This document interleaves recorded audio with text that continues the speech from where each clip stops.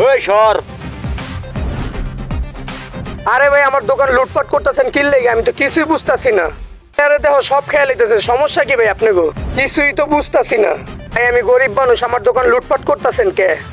আপনারা কারা ভাই? আমরা হচ্ছি আলামিন ভাইয়ের লোক। আলামিন ভাই কে? আর আপনারা আমার দোকান লুটপাট করতেছেন কে?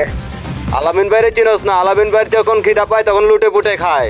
গরিবের দোকানে লুটপাট করতেছে, আমি গরিব মানুষ,